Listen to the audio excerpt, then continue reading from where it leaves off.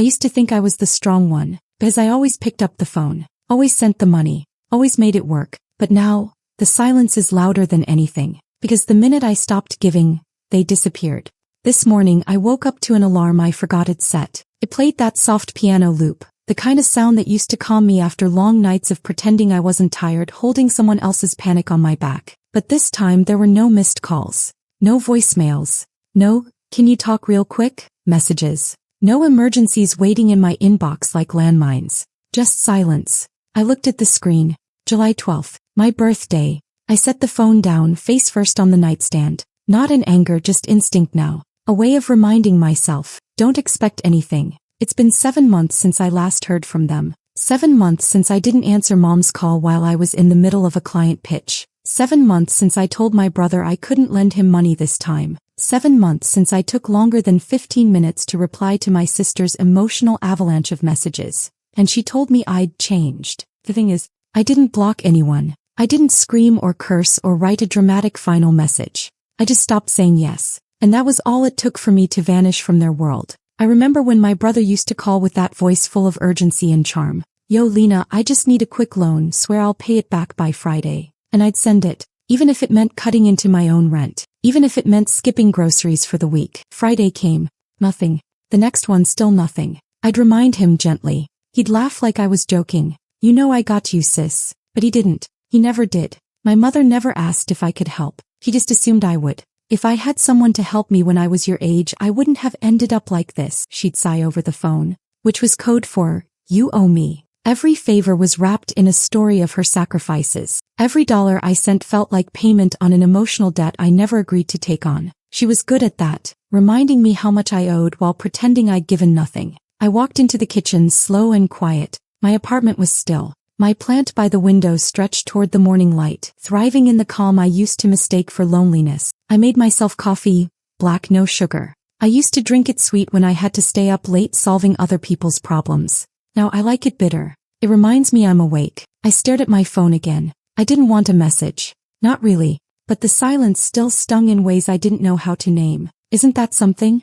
You give and give, thinking it's love, thinking it's duty. And the moment you stop, they vanish. No questions. No fight. Just absence. As if your presence was never about who you are, but what you could offer. I remember when I paid off my brother's tuition shortfall. $2,100. I'd saved that for a trip I never took. My sister was living on my couch after another breakup. My mom was texting about a dentist bill. That same week I got a promotion. No one said a word. But when my sister got engaged 3 months later, I flew across 2 states to help her pick napkins.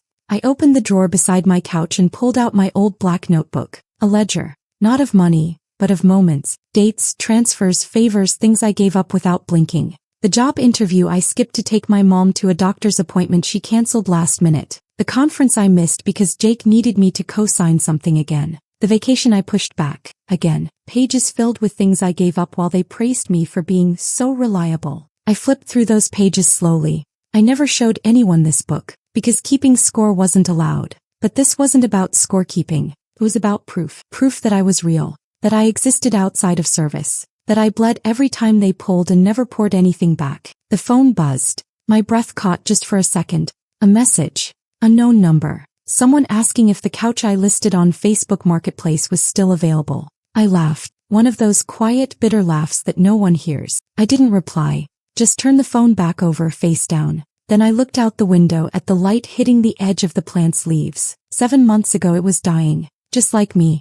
Too much pouring, not enough peace. They always called when something was broken. When someone was crying. When money was tight. When they needed a therapist, a lender, a savior. And when I stopped fixing things, they stopped calling. But I'm still here. I'm still breathing. I'm still making coffee, still growing things that once wilted, still waking up. Alone, yes, but not empty. And this silence, this stillness, it's not punishment. It's proof that I finally chose myself. I think I was 9 the first time I realized silence could be a form of praise. That year, I learned to cook eggs because Mom didn't get out of bed for 2 days straight. I was too scared to ask why. I just stood by the stove, pan in one hand, fear in the other. When I finally brought her the plate, she didn't look at me. She just nodded. That nod felt like a trophy. It told me I had done something right. I was useful.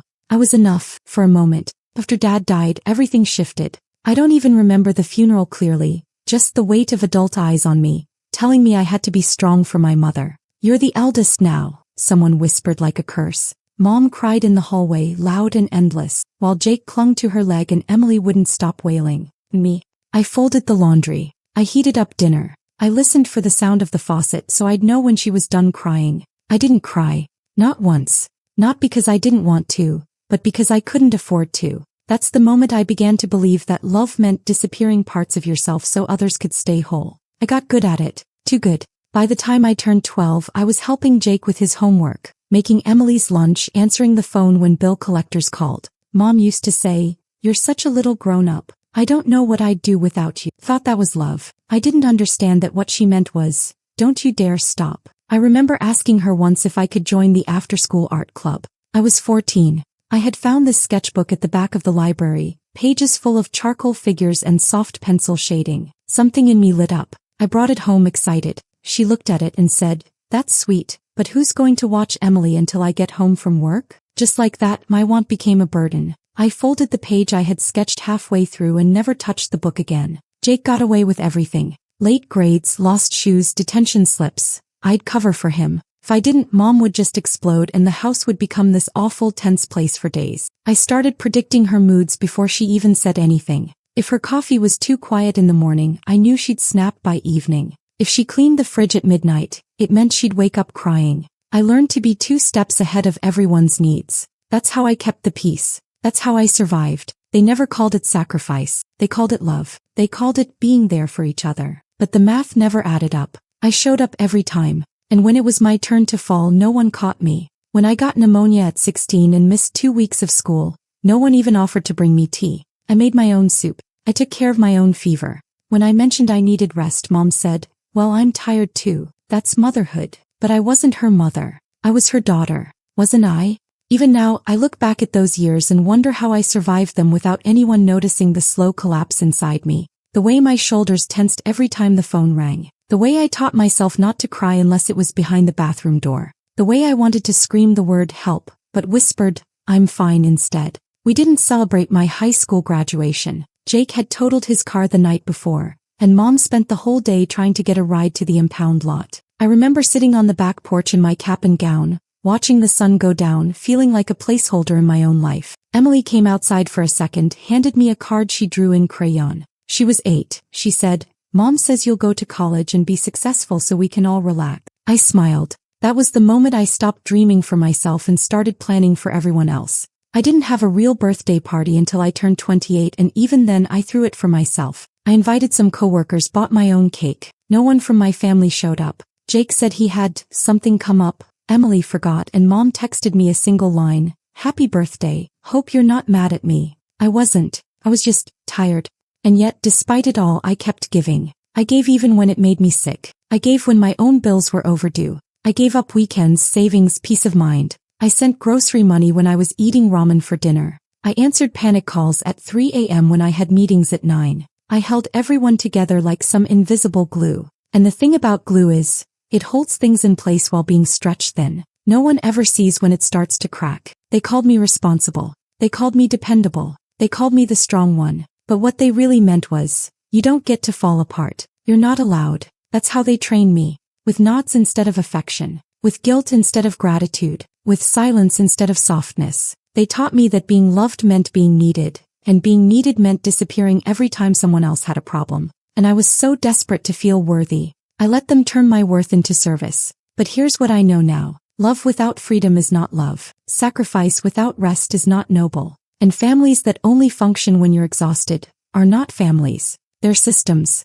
And systems break the moment you stop fueling them. I didn't become distant overnight. I just finally asked, what would it feel like to choose me? And they didn't have an answer. Because I had never been part of their equation unless I was offering something. That's not love. That's labor. And I'm done offering myself as proof that they're good people. They used to say, "We're a family. We stick together." But that was just the tagline. The fine print was different. In reality, sticking together meant I held everything in place while they drifted wherever they pleased. They called it love. They called it family. I called it survival. I remember my first job. I was 19, juggling classes at the community college and working at a bookstore downtown. My check barely covered gas and tuition. Still, the moment Mom found out I was getting paid, she gave me a list. Groceries, phone bill, a little for Emily's school trip. And I gave it without question. Because that's what good daughters do. They give before they even ask what they need. Jake had just flunked a semester by then. Mom blamed the professors. Jake blamed the system. Somehow I ended up paying for the makeup courses. He promised he'd finish strong this time. He didn't, but I kept showing up anyway. That was my role. Sometimes I wonder how many parts of myself I gave away in my 20s, how many dreams I buried before they had the chance to grow roots. I once got accepted into a study abroad program, Spain. I cried when I opened the letter, sitting on the floor of our 2-bedroom apartment while everyone else was asleep. It felt like the universe was finally handing me a sliver of something just for me. When I told Mom, her face froze. Not angry, not sad, just disappointed. She said, "You're really going to leave us like that?" Emily started crying. Jake joked about me running off with a Spanish boyfriend. I tore the acceptance letter in half a week later. I said it was too expensive. But really, I knew I couldn't afford their disappointment. By 22, I was managing everyone's chaos like it was my career. I paid the electric bill once from my refund check when Mom forgot. I drove Jake to job interviews that he never followed up on. I spent more nights than I can count talking Emily through boy problems, while she clung to me like I was her lifeline. She was always crying, always breaking, and I was always there to hold the pieces. That was the pattern. They collapsed, I collected. They needed, I gave. No one ever asked if I had time, or space, or room to breathe. No one noticed when I went quiet. No one saw me when I was barely functioning. They only noticed when I didn't answer fast enough. That's the thing about people who feed off your strength. They never expect you to run out. I remember one dinner, Thanksgiving maybe 5 years ago. Everyone was loud, laughing, passing plates, telling stories that made them look shinier than they really were. Jake was bragging about his latest gig, and Emily was talking about her new therapist as if the sessions were trophies. I had just finished a brutal work week, 3 12-hour days back to back, and I sat there completely invisible. No one asked how I was, not even once. When I tried to speak, Jake cut me off. Mom redirected the conversation. I sipped my wine and smiled like a ghost. And when dinner was over, guess who did the dishes? Sometimes I think back to those years and realize I wasn't part of a family. I was part of a codependent economy. I was their unpaid therapist, emergency fund, personal Uber driver, and emotional landfill. My worth was measured by how much I could give without flinching. They'd say, "You're the rock of this family." Like that was a compliment. But have you ever seen what happens to a rock under constant pressure? Cracks. It erodes. It breaks apart silently, until all that's left is dust in a shape no one remembers. Even when I started earning more, they still acted like my money didn't belong to me. Jake borrowed hundreds just for a few weeks. Emily asked for help with a deposit for her apartment, then never paid me back. Mom always had a new crisis: dental work, car repair, overdue insurance. She never said thank you.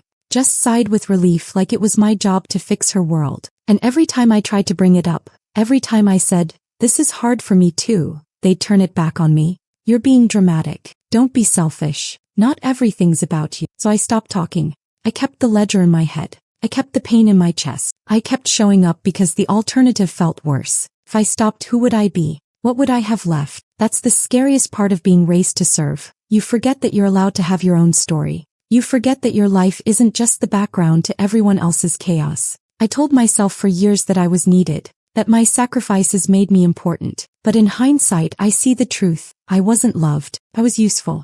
And when usefulness becomes your only currency, what happens when you can't give anymore? No one ever taught me how to ask for help. They only taught me how to disappear for the sake of others. They taught me how to silence myself so they could feel loud and loved and centered. They taught me how to break in beautiful, quiet ways, ways that didn't inconvenience them, ways that made them comfortable. They called it family. I called it survival. But survival isn't peace. And usefulness isn't love. And the more I tried to earn my place, the more I lost myself. I didn't stop giving all at once. It happened like most breakups do, quietly in the small spaces. A delayed reply, a payment not sent immediately, a phone call I let ring instead of rushing to answer. At first, I told myself I was just tired, but deep down something had shifted. Something old and buried was finally standing up in me, whispering, "What about you?"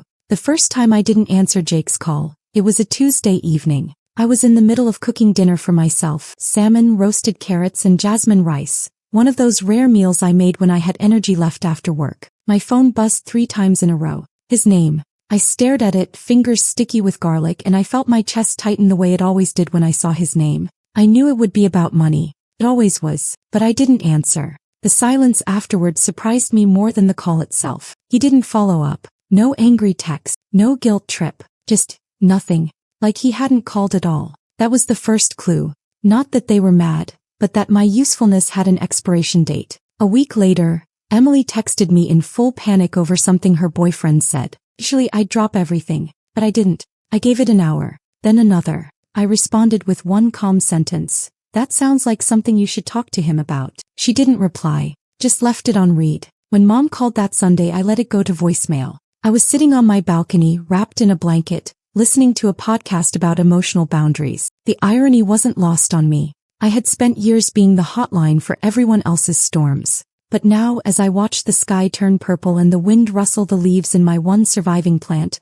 I realized how rare it was to hear only my own thoughts. The voicemail she left wasn't angry. It was cold. I guess you're busy. I won't bother you. That tone used to work on me like magic, an immediate hook into my guilt, pulling me back in. But this time it didn't hit the same. This time I recognized it for what it was, punishment through withdrawal. A message beneath the message. If you don't perform, you don't get warmth. That's when it really started to unravel. I stopped texting first. I stopped reminding them of upcoming birthdays. I stopped sending those little check-in messages I used to craft like prayers. How are you holding up? Do you need anything? Thinking of you. No one asked those things of me. And when I stopped asking them, the silence was deafening. I began noticing other things too, like how family group chats would suddenly be active without me in them, how I'd hear secondhand about events, a cousin's engagement, a new job Jake landed for 2 weeks before quitting again, Emily's weekend trip with her boyfriend. No one thought to tell me, and when I found out and asked why, they'd say, "Oh, I figured you were busy," or worse, "It didn't really involve you." That phrase echoed in my mind like a stone in an empty room. It didn't really involve you. As if I had only ever been invited into their lives through obligation. As if my presence was conditional. As if love itself was a reward I had to keep earning. And now that I had stopped performing, the door had quietly shut. I started therapy again around that time. It was the first thing I'd spent money on just for me in years. I remember sitting across from a woman with kind eyes who said gently, "You talk a lot about what you've done for them. What have they done for you?" And I couldn't answer. Not because there was too much to say, but because I had nothing to say. I sat there blinking, searching for something kind, some memory that would make it all make sense, and came up empty. I tried to give them the benefit of the doubt. I thought maybe they were just giving me space. Maybe they were busy. Maybe I'd been too cold. I sent a simple message to each of them. "Hope you're doing okay. Let me know if you need anything." That old script, familiar. But I added a line at the end I'd never written before. "Also, I'm trying to take care of myself more these days, so I may not be available all the time." No one replied. That was the moment I knew.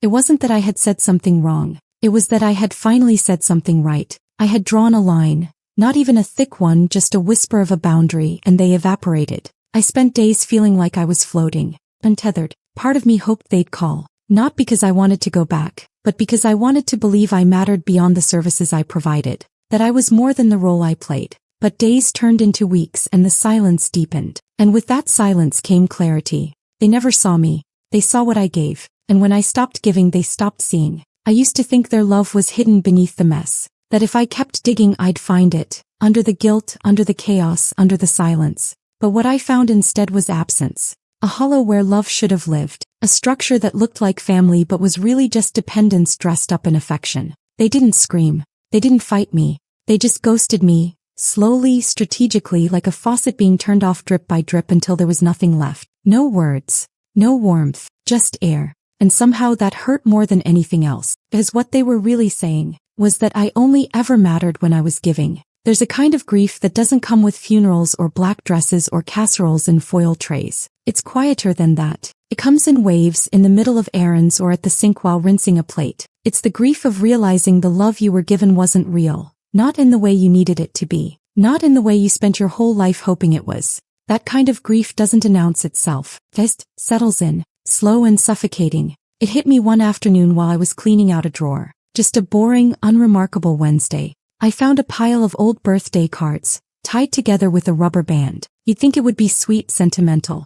But I flipped through them one by one and something hollow twisted in my chest. "Love you lots. Thanks for always being there. You're the best sister ever. Not one of them mentioned me, who I was, what I loved, what I dreamed of. Just thanks, praise. Little performance reviews for a role I didn't remember auditioning for. I sat on the floor, staring at a card Jake gave me when I helped him get out of that job he hated. Couldn't have done it without you. He hadn't done it. He'd quit 2 weeks later and disappeared for a month. But he always knew how to write what sounded right. That was the thing about my family. They were good at the surface. Good at making you think you mattered as long as you didn't look too closely. I looked at the stack and felt nothing. Not warmth, not anger. Just this aching sense of distance, like I was looking at someone else's life. A version of me who thought these cards meant something. Who didn't realize they were just placeholders. Space fillers. Cheap words traded for expensive parts of myself. I don't remember the last time any of them asked how I was doing without needing something in return. I tried to think of a moment, one real moment, where I felt seen. Not used, not obligated, just seen. And I couldn't find it. That's when the grief really settled in. Because I realized I had built my entire identity around being needed by people who never truly cared to know me. That's a brutal kind of loss. Not of people, but of illusion, of hope. Of all the little stories I told myself to survive. Like the time I thought mom hugged me because she loved me, but really, it was because I had just wired her rent. Like the time Emily posted about me on Instagram, calling me the strongest woman I know, right after I paid her deposit. She never tagged me, just wanted the applause. Like the time Jake said, "You're the glue, Lena. Without you we'd all fall apart." I remember standing there, smiling politely, while something in me quietly wondered why no one ever offered to be glue for me. I cried that night, hard.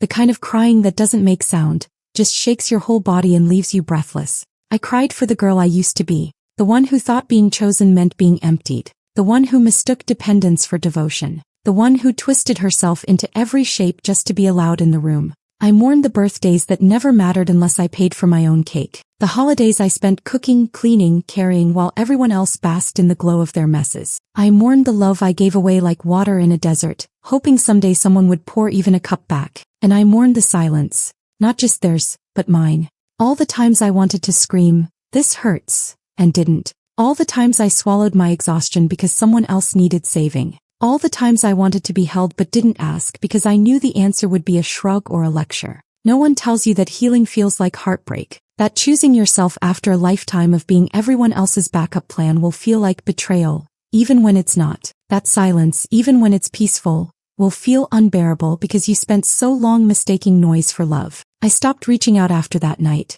not out of pride, not out of revenge, just survival. I deleted the family group chat. I didn't block anyone. I didn't send a farewell message. I just left, quietly, like I had always been expected to do, except this time it was for me. There were moments I almost went back, when a memory would surface. Mom humming in the kitchen, Jake making everyone laugh, Emily braiding my hair while I studied. Those were real, weren't they? Weren't they? But even those moments I realized were built on exchange.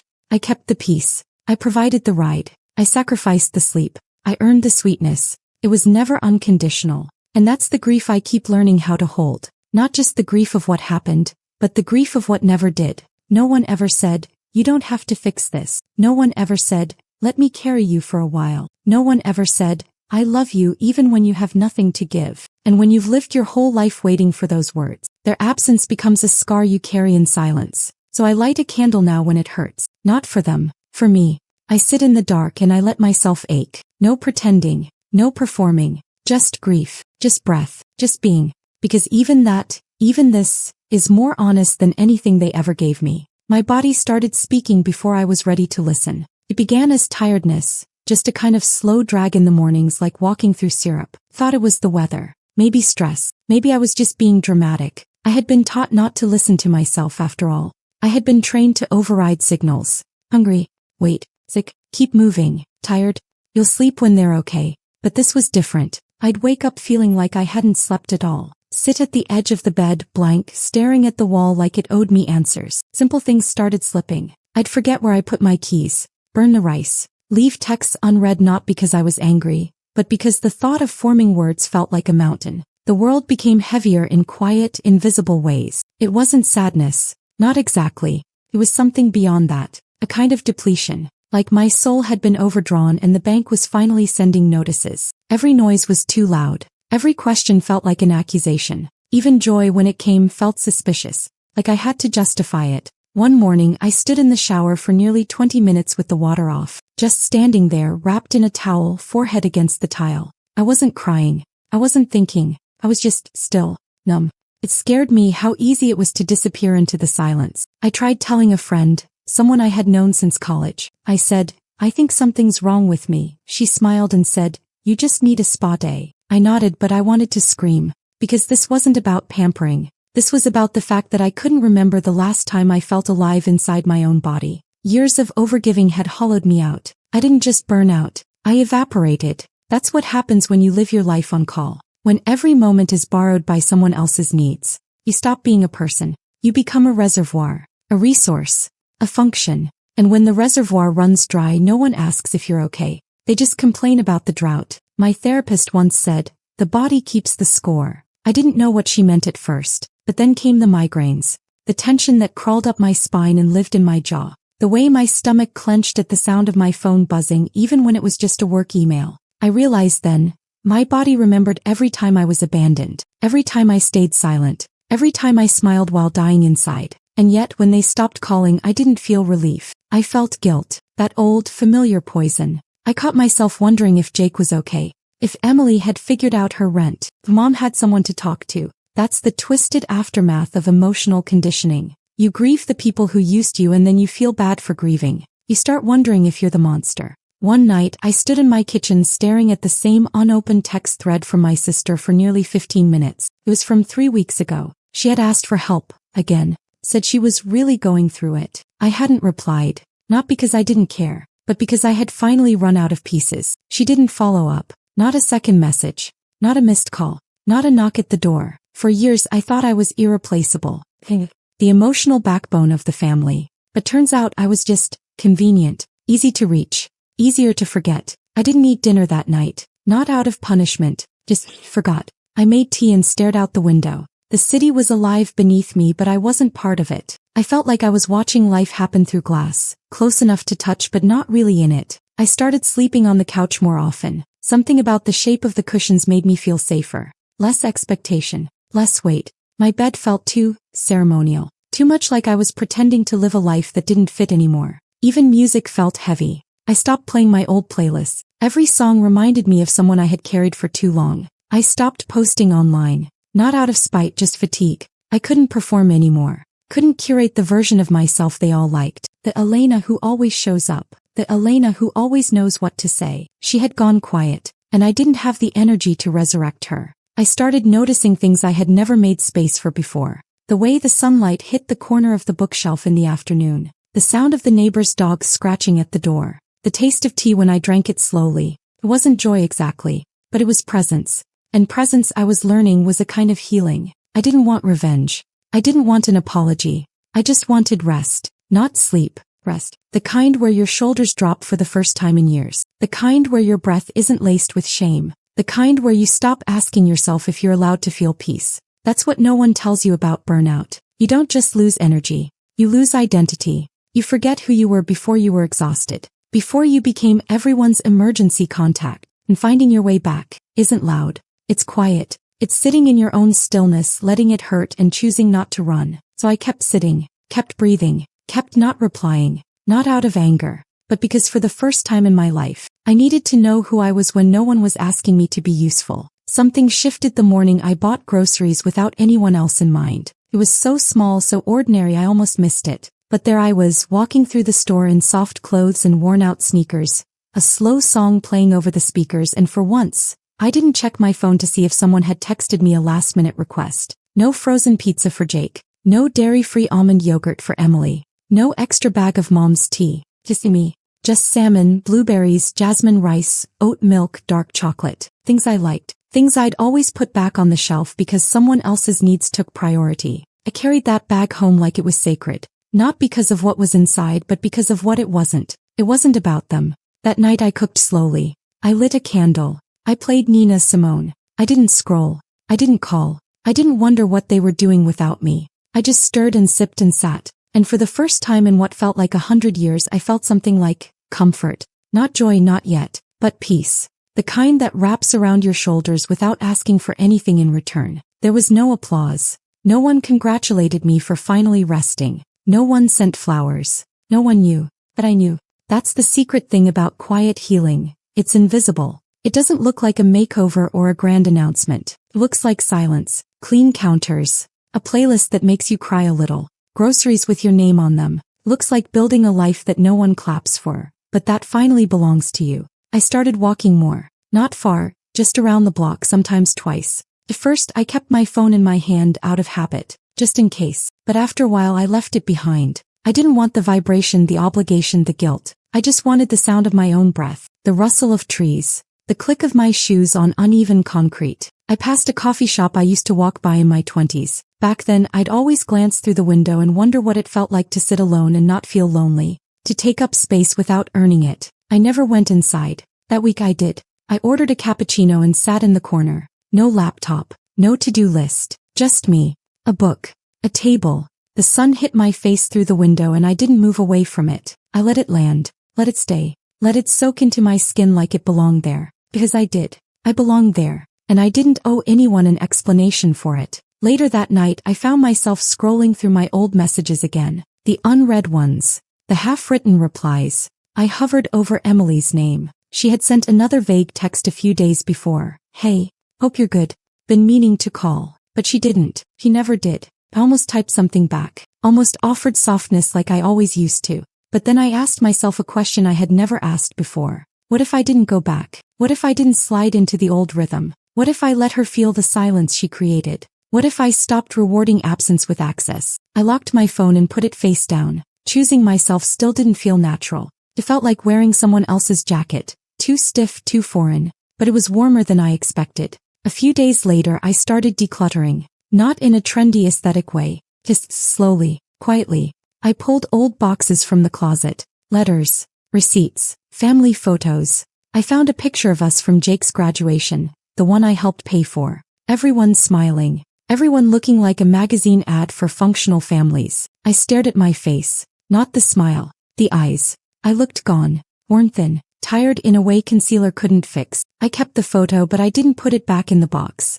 I set it aside next to a candle I wasn't saving for special occasions anymore. Just because. Then I went into the kitchen, made myself a bowl of oatmeal and cried while the water boiled. I didn't know why. Maybe because it had taken me 36 years to make a life I didn't have to run away from. Maybe because I still wanted to be loved by people who had proven they didn't know how. Maybe because I had finally stopped chasing. I didn't feel brave. I felt exhausted. But I also felt clean. Like the ache had made space for something new.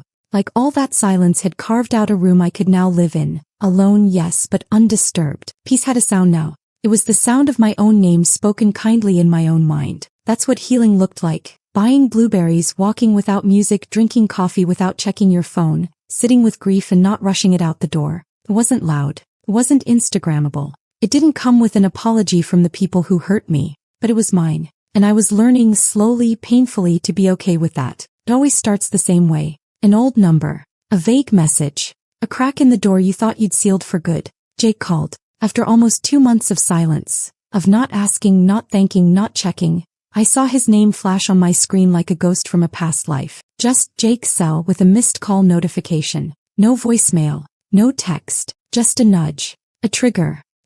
I stared at it for a long time. The phone buzzing once in my hand before going quiet again. My chest tightened. Not from fear but from habit. That old reflex to respond, to fix, to soften. I knew the rhythm too well. This wasn't about reconciliation. It was a warning shot. He was circling back. And I already knew what came next. Sure enough, a few hours later the message came. Hey, not trying to bother you. Just going through some stuff. Let me know if you're around to talk. No apology. No recognition. Just a gentle tug on the old rope, like testing if the well still has water. I set the phone down and walked away. My hands were shaking a little, not from anger, but from all the ghosts his name woke up inside me. The nights I wired him money I didn't have. The mornings I woke up to overdraft texts. The times I said yes with a cracked voice and a heart that knew better. The way he used to say, "You're the only one I can count on," and somehow made it sound like love. I made tea.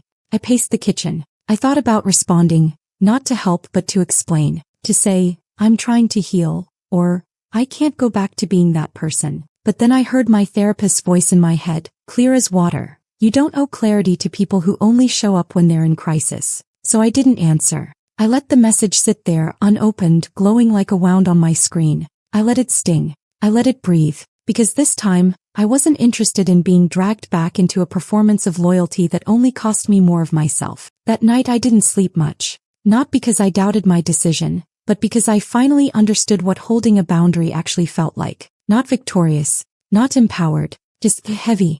It's not a triumphant act. It's mourning with discipline. It's sitting on your couch at midnight, whispering to yourself you're allowed to not go back even when every cell in your body is screaming to respond. The next day I took a walk without headphones. The wind was sharp against my face and I welcomed it. I needed the cold. I needed something to remind me that I was still here, still solid, still standing. I passed that same coffee shop and didn't go in this time. I wasn't running from anything. I just wanted to keep walking. Because sometimes movement is the only way to stay in the present. By noon Jake had texted again. No worries. Just thought maybe we could catch up. Haven't heard from you. I laughed. Quietly, bitterly. That old tone. Like I was the one who disappeared. Like my silence was the problem. Not his absence. All those years I bled myself dry trying to keep us all afloat. I didn't respond to that either. Emily called later that week. Left a voicemail this time. Her voice was soft, a little too sweet. She said, "Just checking in, sis. I know things have been weird lately. I miss you." She paused. Then, "Mom's not doing great. She's been really down. She asked about you." Another tug. Another test. They always circle back when the system gets shaky. When the emotional janitor, me, is no longer clocking in. Suddenly I'm missed. Suddenly I'm essential again. But not because they love me. Because I'm useful. I sat with the voicemail for 2 days before deleting it. Not because I didn't care. But because I finally understood that caring doesn't mean returning. It doesn't mean sacrificing your peace just to feel needed. I lit a candle that night. Lavender and sandalwood. I cleaned my kitchen. I poured myself a glass of wine. And I whispered something to myself I had never said out loud. You are not the villain for not going back. That sentence broke something open in me. Because for years I thought leaving meant abandoning. That saying no made me selfish. That loving myself meant betraying them. But now I saw it for what it was. I wasn't leaving them. I was returning to myself. There was no dramatic confrontation. No fight. No scene. Just quiet, firm distance. A line they couldn't see but I could feel deep in my chest. And for the first time I didn't cross it. They could call. They could guilt. They could say, "We miss you," or "You've changed," or "After everything we did for you." But I had changed. And I wasn't sorry. And maybe they had done things for me. But the bill I paid for it was written in emotional currency I could never get back. My joy. My rest. My body. My mind. So no, I didn't respond. I didn't explain. I didn't go back. Because peace, I was learning, doesn't always come with applause. Sometimes it's just a still room. A locked phone. And the knowledge that this time when the call came, you chose silence. And that silence saved you. Joy didn't come back all at once. It snuck in, like sunlight leaking through curtains you forgot to close. Quiet, soft, unannounced. I was washing dishes the first time it hit me. The window was open and the breeze smelled like mint and warm dust. I had music playing low, an old jazz record I hadn't heard since college. And suddenly I was swaying. Not dancing exactly. Just moving. Shoulders loose. Fingers tapping. My body remembered something I had forgotten for years. How to exist for no one else but me. There was no camera. No audience. No sibling in crisis. No mother sighing from the next room. Just me in my kitchen barefoot on the tile. Free. It startled me, that feeling. Like joy was a guest I hadn't seen in so long I almost didn't recognize it. I didn't trust it at first. I kept waiting for guilt to show up right behind it, like it always used to.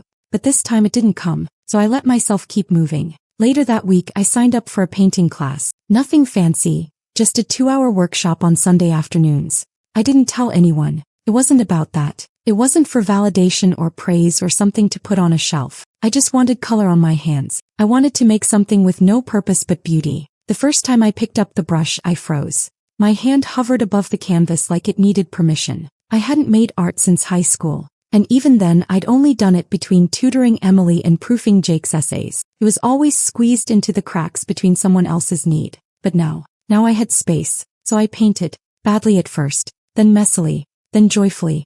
I didn't care how it looked. I cared how it felt. And it felt like coming home. I started writing my name differently. Literally. On forms, on packages, on little notes to myself. Elena. Not Lenny like Jake used to call me. Not sweetheart, like Mom barked from across the house. Elena. 5 letters. Whole. That mattered more than I thought it would. One evening I took myself to a movie. Just me. No excuse, no pretend plan, no, I have a free night, just a ticket for one. I sat in the back, let the music and color wash over me and didn't feel awkward once. I laughed out loud. I cried during the credits. And when the lights came on, I didn't feel alone. I felt whole. That was new. The apartment started feeling different too. I changed the bedding. Soft linen, warm rust tones. I bought a lamp I'd been eyeing for months. Rearranged the shelves. Got rid of the dishes I hated. I didn't realize how many things I owned just because someone else liked them. Suddenly I wanted my space to look like a life I actually lived in, not one I kept staging for visits that never came. There were still hard days, of course there were. Some mornings I woke up and wondered if I'd made it all up, that maybe I was the selfish one, maybe I was too sensitive, maybe love was always supposed to feel like a barter. But then I'd breathe, look around, notice the quiet, notice how it didn't ache anymore, and I'd remember. The absence of noise is not punishment. It's proof that the chaos was never love. I started taking photos again, not for social media, just for me. Little things, the way tea steamed in the morning light, a cracked eggshell, the curl of my own hair after a shower, the corner of a page I dog-eared on purpose. I hung one of my paintings in the hallway, the first one, all blue and rust and smudged fingerprints. It wasn't beautiful by anyone else's standard, but it was mine. And every time I walked past it I smiled, because it reminded me that something had survived. I had survived, not just the silence, not just the betrayal, but the forgetting. I had forgotten I was an artist. I had forgotten I liked thunderstorms and lavender and lemon on popcorn. I had forgotten I had a favorite poem and a dream to visit Lisbon and a laugh that snorted a little at the end. I had forgotten I was a person, not a role, not a giver, not a background character in someone else's narrative. But now I remembered. Not all the way, not completely, not yet, but I remembered enough to begin again. And that was more than I ever thought I'd have. For a little while I thought maybe they'd come back, not with apologies or changed hearts, but maybe with something honest. Maybe Jake would finally say, I get it now. Maybe Emily would stop wrapping guilt in sweetness. Maybe Mom would call without needing something just to ask how I was doing. It was a quiet hope. I didn't speak it. I barely let myself think it, but it lived in the corners of my healing. A soft, flickering wish that someone might finally see me, not just my usefulness. I kept the door slightly ajar. Emotionally anyway. Not because I was ready to reopen it, but because some part of me, the part that still remembered birthdays and tucked everyone's feelings into my own ribcage, still wanted to believe they might miss me. But weeks passed, then a month, and the silence stretched. They didn't return. Not truly, just faint signals now and then. Jake sent a blurry photo of an old memory once. No message attached. Emily liked one of my photos after months of nothing. Mom forwarded a prayer chain email with my name still spelled wrong in the greeting. I stared at each of them the way you stare at an echo, familiar but not enough to reach. And then one morning I didn't hope anymore. Not bitterly, not as a declaration, just quietly, like putting down a bag I didn't realize I'd been holding. I looked around my apartment, sun filtering through clean windows, a painting I'd made hung slightly crooked on the wall. A book I was finally finishing on the armrest of the couch, and I thought, this is mine. This piece, this space, this version of me, not earned through sacrifice, not bought through guilt, just chosen. I played Nina Simone again, poured my coffee, sat on the balcony and let the morning arrive. The phone buzzed once. Unknown number. No voicemail. I smiled. That silence used to slice through me. Now it wrapped around me like a soft coat, because I finally understood. Their silence wasn't proof that I had failed them. It was proof that they were never holding me to begin with. I whispered aloud, not to anyone in particular, I'm okay now. It wasn't defiant. It was steady, like naming a truth that had waited years to be spoken. I opened a journal and wrote something I never had the courage to write before. I forgive you, but I am not shrinking again so you can fit in the room. I have built something too sacred to let you rearrange it. And with that, something unlatched inside me. Forgiveness didn't mean reunion. Forgiveness didn't mean offering them new access to a life they never respected. It just meant I didn't need to carry the ache anymore. I didn't need the apology. I didn't need the conversation. I didn't need them to finally understand everything I went through while they lived unbothered. Because I understood now. And that was enough. I started marking holidays differently. No big statements. Just quiet rebellion. I cooked meals I liked, lit candles for myself, went on walks without checking my phone. I let the day unfold without waiting for their absence to hurt. And when the hurt did creep in, when a memory ambushed me or a birthday came and went without a text, I didn't fight it. I just let it sit beside me for a while, then watched it leave. Because grief that's been honored doesn't linger the same way. It becomes part of your soil, not your cage. Sometimes I still hear their voices in old dreams. Sometimes I still catch myself thinking, would they be proud of me now? But I don't stay there. Because I finally stopped living for applause from people who only clapped when I broke myself to build their comfort. And I finally stopped handing out keys to people who always walked out with more than they gave. They used me for my money, my energy, my silence, my presence. And when I stopped giving, they ghosted me. But the story didn't end with their absence. It began with mine, when I walked away from the version of me that lived only to be needed. No, I'm not useful. I'm not selfless. I am not the backbone of someone else's chaos. I am a woman drinking coffee alone, smiling without needing to be seen, peaceful not perfect, present not performing, loved, not by them but finally by myself.